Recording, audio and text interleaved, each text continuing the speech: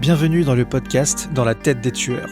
Je suis Quentin Bernard et ensemble, nous allons explorer les profondeurs du crime en série à travers des récits sombres et fascinants qui ont marqué l'histoire. À présent, prenez une longue inspiration et préparez-vous à plonger dans l'univers des serial killers. Dans la tête de Ted Bundy. Au cœur de la nuit, alors que la ville s'endort sous le voile obscur de l'inconnu, il y a des histoires, des secrets qui refusent de se taire. Les bruits familiers des rues, les murmures des voisins à la tombée de la nuit prennent soudain une tonalité différente, plus inquiétante. Bienvenue dans un monde où le charme peut être la façade du mal le plus profond. Préparez-vous car ce soir, nous entamons un voyage à travers l'énigme d'un homme dont le nom évoque encore frisson et horreur dans le cœur de l'Amérique. Ted Bundy. Comment un être apparemment si ordinaire, si charismatique, a-t-il pu devenir l'incarnation du mal ? Accrochez-vous car ce voyage sera tout sauf ordinaire.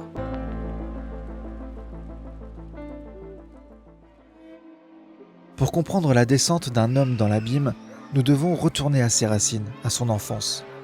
Burlington, Vermont, une petite ville où la vie semblait simple, où les rires des enfants résonnaient dans les parcs, où chaque famille avait ses secrets bien gardés.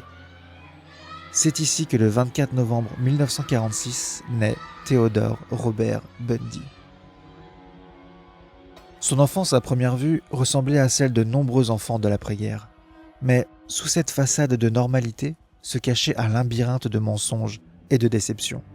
Élevé en croyant que sa mère était sa sœur et que ses grands-parents étaient ses parents, Ted a découvert la vérité sur ses origines dans sa jeunesse. Une révélation qui l'a profondément bouleversé. Il portera cette rancœur envers sa mère toute sa vie. Pourquoi ne lui a-t-elle pas dit qui étaient ses vrais parents ? Pourquoi l'a-t-elle laissé le découvrir par lui-même ? La sœur cadette de sa mère, Julia, témoignera plus tard que Ted aimait beaucoup jouer avec les armes blanches. Elle s'était d'ailleurs réveillée entourée de couteaux de cuisine sur son lit.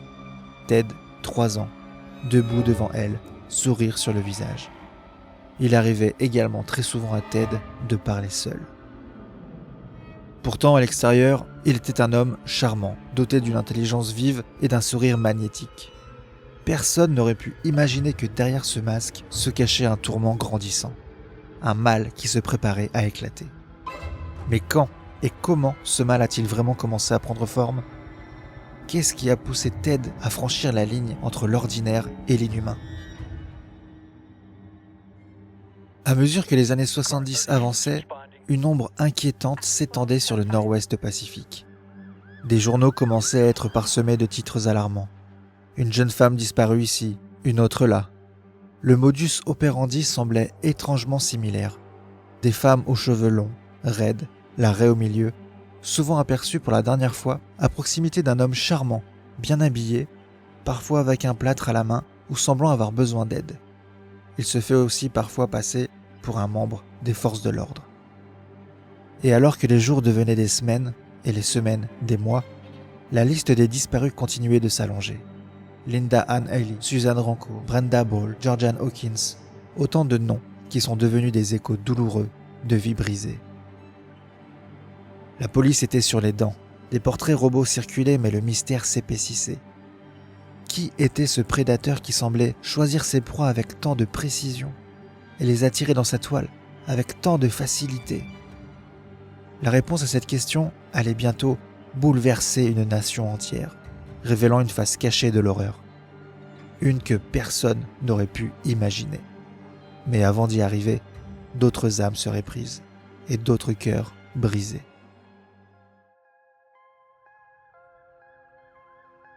C'est en août 1975, dans la petite ville de Granger dans l'Utah, qu'une patrouille de nuit repère une Volkswagen suspecte. Elle roulait à très faible allure dans les ruelles peu éclairées de cette ville. Ce qui devait être un simple contrôle routier allait devenir la première étape pour mettre fin à une série de crimes terrifiants. À l'intérieur de la voiture, la police découvre des objets troublants, une cagoule, une lampe de poche, une corde, des menottes, un pied de biche.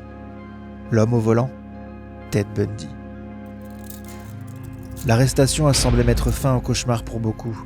Mais Bundy, avec son esprit astucieux et manipulateur, n'était pas prêt à se laisser enfermer si facilement. En prison, il s'est transformé de prédateur en artiste de l'évasion. Sa première évasion a eu lieu en 1977. Alors qu'il préparait sa défense dans une salle de bibliothèque, Bundy a sauté par une fenêtre et s'est échappé. Il a couru en liberté pendant 7 jours avant d'être repris. Mais ce n'était que le début. Quelques mois plus tard, après avoir perdu du poids, il s'est glissé à travers une ouverture dans le plafond de sa cellule et s'est échappé à nouveau, cette fois se dirigeant vers la Floride. Ce qui suivrait en Floride serait un autre chapitre de brutalité. Les meurtres reprirent. L'ombre de Bundy continuait de hanter les rues de l'Amérique. Mais chaque évasion, chaque acte de violence supplémentaire ne faisait qu'ajouter à la détermination des forces de l'ordre de le capturer une fois pour toutes. Le 14 janvier 1978, Ted s'infiltre dans la résidence étudiante Chi Omega. Là, il tue 2 étudiantes par étranglement, Lisa Levy et Margaret Bowman. Lisa sera mordue sur les parties intimes et recevra un coup de bûche en pleine tête. Karen Chandler, une autre étudiante, sera retrouvée vivante mais en état de choc, après avoir elle aussi reçu un coup de bûche. Cette même nuit, des bruits de pas se font entendre dans une sororité voisine. Cheryl Thomas sera retrouvée dans son lit, en sang. En sang, mais toujours vivante. En revanche, plus aucune trace du tueur d'étudiantes.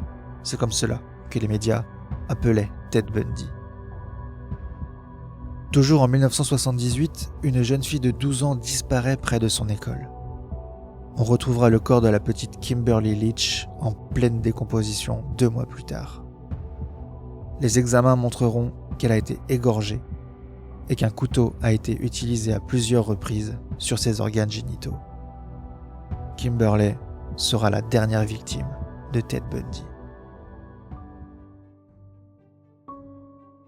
À la suite du témoignage d'une jeune fille pour tentative d'enlèvement qui a identifié Ted Bundy, celui-ci devient l'un des 10 criminels les plus recherchés des États-Unis. Ted Bundy sera finalement arrêté dans la nuit du 14 au 15 février 1978. Le 31 juillet 1979 s'ouvre le procès pour les meurtres et tentatives de meurtre de la sororité Chi Omega. La scène était surréelle. Dans la salle d'audience, les visages tendus de ceux qui cherchaient la justice sont confrontés à la froide assurance de l'accusé. Ted Bundy, avec son assurance caractéristique, a décidé de se défendre lui-même, transformant ce qui aurait dû être une procédure judiciaire en un véritable spectacle médiatique. Avec chaque témoignage, une image plus nette et plus terrifiante du tueur émergeait. Des détails macabres de ses crimes, des récits de survie de ses rares victimes, la pièce se transformait par moments en une chambre d'horreur. Et pourtant, malgré la gravité des accusations, Bundy parvenait souvent à afficher un sourire confiant, séduisant même les spectateurs avec son charme inquiétant. Mais le juge de la cour du comté de Dade, heureusement insensible à son charme, le condamne 2 fois à mort et lui adresse ces mots restés célèbres. Le tribunal est parvenu à la conclusion que ces 2 meurtres étaient effectivement odieux, atroces et cruels, et qu'ils étaient d'une extrême sauvagerie, d'une férocité ignoble, monstrueux et le produit d'un dessein visant à infliger un haut degré de souffrance et d'une absence totale de compassion pour la vie humaine. Ce tribunal, indépendamment d'eux, mais en accord avec la sentence consultative rendue par le jury, impose donc la peine de mort à l'accusé Theodore Robert Bundy. Il est en outre ordonné que, à une telle date prévue, vous serez mis à mort par un courant électrique suffisant pour causer votre mort immédiate. Et ce courant électrique continuera de circuler dans votre corps jusqu'à ce que vous soyez mort. Prenez soin de vous, jeune homme, et je vous le dis sincèrement, prenez soin de vous. C'est une tragédie pour ce tribunal d'assister à un tel gâchis total, je pense, d'humanité, le plus gros dont j'ai fait l'expérience dans ce tribunal. Vous êtes un jeune homme intelligent, vous auriez fait un très bon avocat. J'aurais beaucoup aimé vous voir exercer devant moi, mais vous avez choisi une autre voie, mon pote. Prenez soin de vous. Je n'ai aucune animosité envers vous, je tenais à ce que vous le sachiez. Mais ce qui a vraiment choqué l'Amérique, c'était la révélation de l'étendue de ses crimes. Alors qu'il attendait son exécution, Bundy a commencé à parler, une façon pour lui de purifier son âme. Il a admis avoir tué 30 femmes, bien que de nombreux experts estiment que le nombre réel est beaucoup plus élevé. Il a décrit ses actes avec un détachement terrifiant, révélant la profondeur de sa psychopathie. Il avouera plusieurs fois avoir été poussé à tuer par une voix dans sa tête. Il déclarera avoir pratiqué des actes de nécrophilie en revenant sur les lieux du crime, où les corps se trouvaient toujours. Il aura des rapports sexuels jusqu'à la décomposition des cadavres. Il sera condamné 3 fois à mort par chaise électrique. Le juge le décrit comme extrêmement mauvais, incroyablement diabolique et ignoble. Ted Bundy s'assiera sur la chaise le 24 janvier 1989, à 42 ans. Ce procès n'était pas seulement la fin de la traque d'un tueur, c'était aussi le moment où l'Amérique a dû se confronter à la présence du mal pur dans son voisinage, incarné par un homme qui aurait pu être n'importe qui, un collègue, un ami, un amoureux.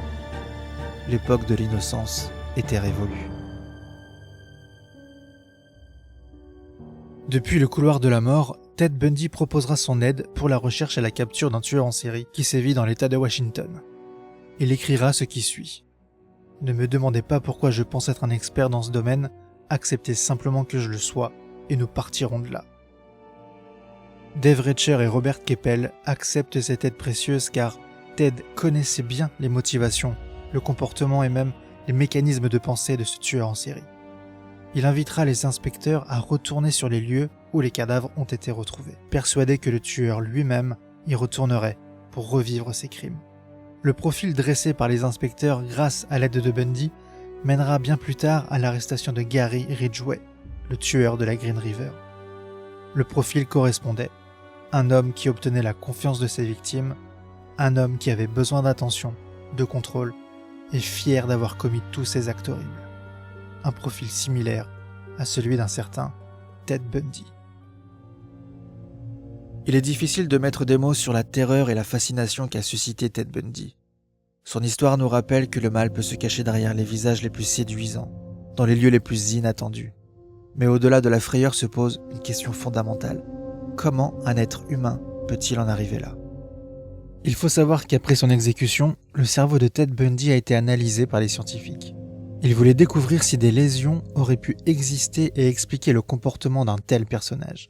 Certaines études ont en effet établi un lien entre les lésions cérébrales et les activités criminelles. Ted comparait d'ailleurs beaucoup, lors de ses multiples entretiens, le meurtre à la toxicomanie. Pour lui, c'était comme un raz-de-marée chimique qui traversait son cerveau. Les analyses n'ont finalement rien donné, son cerveau était normal. Il existe un nombre incalculable de films, de livres et de séries sur le tueur des étudiantes, Ted Bundy. Je vous conseille cependant le documentaire sur Netflix, Ted Bundy, autoportrait d'un tueur, mais également la biographie écrite par Anne Rule, une ancienne inspectrice devenue chroniqueuse judiciaire, qui a rencontré Bundy lorsqu'ils étaient tous deux bénévoles au sein d'une association. Le mystère de l'esprit de Bundy reste pour beaucoup irrésolu. Certains y voient la manifestation d'une enfance perturbée, d'autres une anomalie pure et simple de la nature humaine. Ce qui est certain, c'est que sa présence a laissé une marque indélébile sur la psyché américaine, remettant en question nos notions de confiance, de sécurité et même d'amour. Dans l'un de ses entretiens, Ted Bundy confiera « Je ne me sens coupable de rien, je plains ceux qui se sentent coupables. Je suis un salopard sans pitié. » Nous venons d'explorer ensemble les recoins les plus obscurs de l'esprit humain, là où se cachent des mystères que beaucoup préféreraient ignorer. Maintenant, alors que nous revenons à la lumière, je vous invite à reprendre votre souffle et à retrouver un semblant de sérénité. Je suis Quentin Bernard et merci de m'avoir accompagné dans cette descente. Ce podcast est écrit et réalisé par mes soins et produit avec le soutien de Jonathan Dyer.